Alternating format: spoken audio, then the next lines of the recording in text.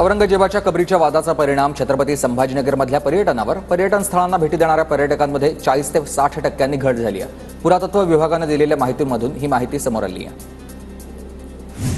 बुलढाण्याच्या सैलानी बाबा दर्ग्यामध्ये बॉम्ब ठेवल्याची अफवा, खबरदारी म्हणून पोलिसांनी सैलानी बाबा दर्गा परिसरामध्ये बंदोबस्त वाढवला आहे. सध्या सैलानी बाबा यात्रा सुरू असल्यानं भाविकांची मोठी गर्दी होते. खोक्या भोसलेच्या पत्नीचं बीड जिल्हाधिकारी कार्यालयासमोर उपोषण, वन विभागाच्या अधिकाऱ्यांवर गुन्हे दाखल करण्याची मागणी आहे. आमच्या विरोधामध्ये अपप्रचार थांबवा, खोक्या भोसलेच्या पत्नीची मागणी आहे. नागपूर घटनेच्या पार्श्वभूमीवर नाशिक पोलीस सतर्क, अफवा आणि वादग्रस्त पोस्ट टाळण्यासाठी पोलिसांकडून सोशल मीडिया, पेट्रोलिंग आणि धार्मिक ठिकाणी सुरक्षा. नाशिक पोलिसांकडून 130 जणांवर प्रतिबंधात्मक कारवाई करण्यात आलेली आहे आणि संशयित हालचालींवर नजर ठेवली जाते. अकोल्यामधील कायदा आणि सुव्यवस्थेच्या जिल्हाधिकाऱ्यांकडून आढावा, आवश्यक तिथे प्रतिबंधात्मक कारवाई करण्याची जिल्हाधिकाऱ्यांच्या सूचना आहेत. नागपूर घटनेच्या पार्श्वभूमीवर धाराशिवमध्ये पोलिसांचा रूट मार्च, कुठलाही अनुचित प्रकार घडू नये यासाठी पोलीस प्रशासन अलर्ट मोडवर. बीडमधील ज्ञानराधा मल्टीस्टेटच्या MPID या प्रस्तावास मंजुरी, जप्त केलेल्या स्थानावर आता 80 मालमत्तांचा लिलाव होणार आहे. राज्यातील ठेवीदारांचे पैसे परत मिळण्याचा मार्ग मोकळा झाला आहे. हिंगोलीत वाळू माफियांकडून रील्स बनवून दहशत पसरवण्याचा प्रयत्न, वाळू माफियांच्या रीलमध्ये पोलीस अधिकाऱ्याचा सहभाग असल्याचा आरोप आहे. दरम्यान वाळू माफियाचा माझा कोणताही संबंध नाही, पोलीस उपनिरीक्षक पद्माकर खंदारे यांचं स्पष्टीकरण. छत्रपती संभाजीनगरच्या लासूर स्टेशन परिसरामध्ये पत्नीकडून पतीची हत्या, 51 वर्षीय मनोरुग्ण पत्नीनं कौटुंबिक वादामधून हत्या केल्याची माहिती आहे. नंदुरबार जिल्ह्यामधल्या कनिष्ठ महाविद्यालयाचे शिक्षक प्रलंबित मागण्यांसाठी आंदोलन करणार आहेत. मागण्या मान्य करा, अन्यथा तीव्र आंदोलन करण्याचा इशारा दिला आहे. सोलापूरच्या माढामध्ये खासगी दवाखान्याच्या विरोधात सत्यशोधक बहुजन आघाडीचं उपोषण, दुसऱ्या दिवशी नगरपंचायतच्या मुख्याधिकाऱ्यांच्या आश्वासनानंतर उपोषण स्थगित.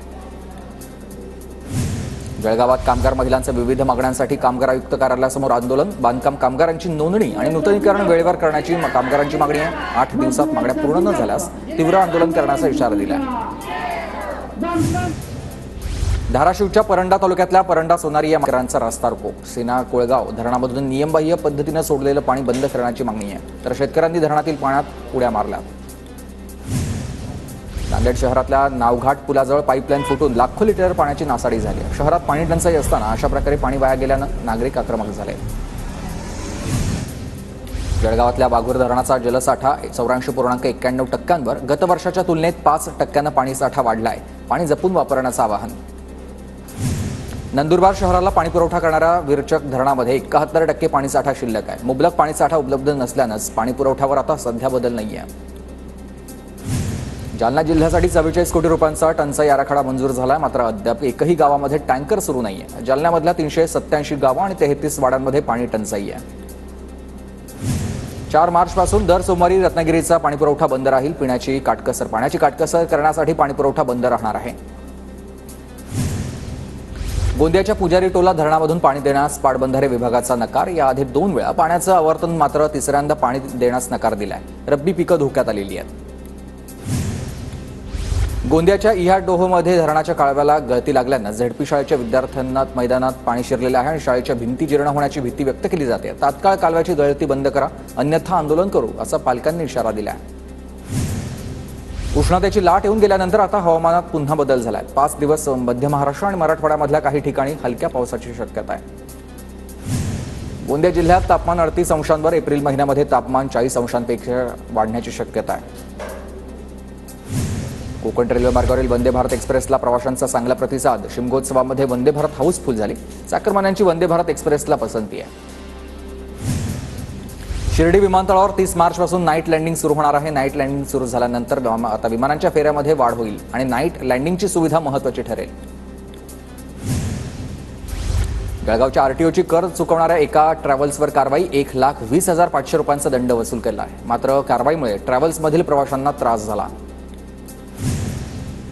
जळगावातल्या मुक्ताईनगरमध्ये 1.5 महिन्यांपूर्वी पकडलेल्या गॅस ऑइल टँकरमुळे दुर्गंधी, नागरिक हैराण झालेत. टँकर हटवण्याची नागरिकांची मागणी आहे.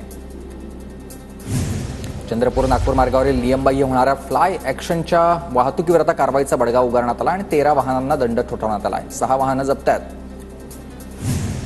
नंदुरबारमधील शहादा नगरपालिकेकडून सक्तीची कर वसुली करण्यात आलेली आहे. पालिकेकडून आतापर्यंत 3,20,00,000 थकबाकी वसूल झाली. मार्च महिन्यात 100% कर वसुली करण्याचा पालिकेचा उद्देश आहे. तर रत्नागिरीच्या चिपळूण नगर परिषदेकडून मार्च अखेरीस कर वसुलीची मोहीम आणि नगर परिषदेकडून आतापर्यंत 10 कोटींची वसुली करण्यात आली आहे. जळगावच्या मुक्ताईनगरमध्ये आमिष दाखवून एकाची 1 लाख रुपयांची फसवणूक. मुक्ताईनगर जंगलामध्ये नेऊन एकाला लुबाडलंय. भुसावळ बाजारपेठ पोलिसात गुन्हा दाखल झाला आणि दोघांना अटक.